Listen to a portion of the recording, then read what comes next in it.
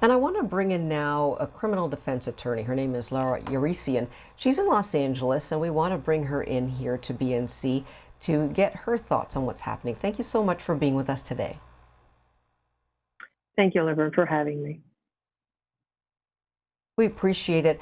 Let's talk about, first of all, George Floyd. He had an arrest back in 2019. They wanted to bring that into evidence. This is something that we hear with certain cases where they try to bring up things in the victim's past.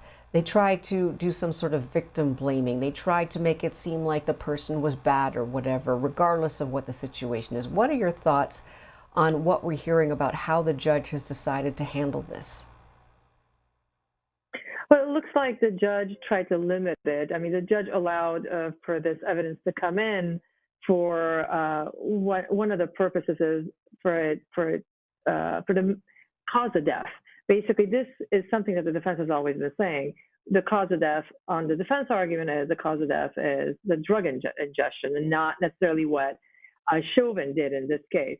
So to help them prove that, this conduct, his prior conduct at the time of arrest, becomes extremely relevant because the argument is that, look at the way he's behaving. There's a modus operandi here. Every time he's arrested or the officers are near him, he doesn't comply. He's got drugs around him. He's ingesting drugs. So there's a similarity here, and you see what the pattern is. And basically, the defense's argument is there's a pattern, and it ends up with him ingesting the drug, and that's exactly what's happened here, and that is the true cause of death here. And for that reason, the judge said, the physical state, anything that goes to his physical state comes in, and any statements that he made related to his physical state and how he was feeling, anything, the medical stuff will come in. Anything else stays out. It's a big win for the defense. So let's talk about. Yeah, it does seem to be that way. So, Lara, let's talk about the other decision that the judge made. He decided not to change the venue or to postpone the trial. So, is that a big win for either side, in your opinion? Well, time will tell, but clearly the defense wanted a change of venue, and they must have their reasons. After all, this happened in Minneapolis. So, of all the places, we know that the people living in that area near the site of the incident are going to be the most prejudiced, the ones who have made up their minds more than people in other areas. And for that reason, they probably wanted to get out of there, go to a place where at least the percentage of people who have made up their minds or who have very strong feelings about this case is lower than where they currently are.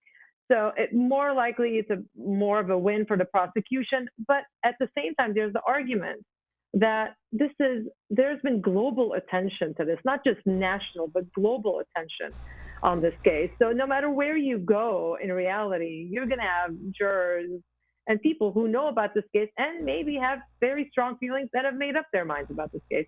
So basically, the judge was saying, look, we were able to find an impartial jury here. That's good enough for me. No matter where you go, people are going to know about this case. And he basically justified it on that. But again, like I said, there's the argument that this is the area where more people are probably interested in the case. And it may have been safer for the defense to be somewhere else. Absolutely. Let's talk about now those 12 jurors. Why is it important to have a diverse jury pool with a case like this? And what are your thoughts on the jurors that they've selected? It's important to have a diverse jury because you don't want to have just one group represented on your jury. It's supposed to be a jury of your peers, and generally in any metropolitan area in the U.S., almost any area, you have diversity. People from different races, different genders are living in the area, and you want a decent representation of that community. And having a diverse jury, at least shows that you've got a mix, and it gives you that semblance of fairness, right? And what do I think about the makeup of the jury? It seems to be pretty balanced. You've got quite a decent number of Black and mixed race jurors, and you've got a pretty close number that's also white jurors.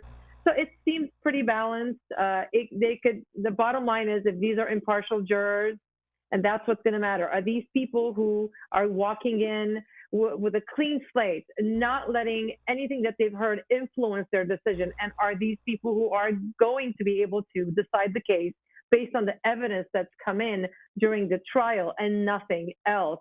Are these people who can methodically go through the evidence and keep an open mind, listen to both sides, and make up their minds based on what they have heard and what they have seen inside the courtroom and what's allowed for them to be able to consider?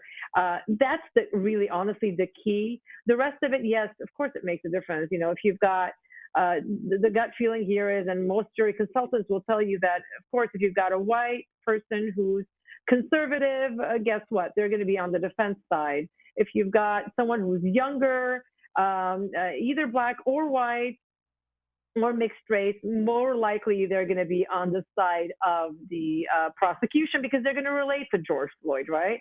And they're more connected to social media, and they've experienced maybe the law enforcement brutality or abuse more. The more conservative white may not have experienced it as much, and people in their circles have not experienced it as much. So there's that as well, obviously. So for that reason, I think it's a pretty balanced jury. I'm hoping for the sake of our criminal justice system and any defendant, I'm not talking about Chauvin, that this jury is truly impartial, that we do not have people who are stealth jurors who had an agenda and pretended to be fair just to get on this jury. I think we owe it to our country and everyone else involved to have a fair trial. So this is later on, no one comes back and questions this verdict.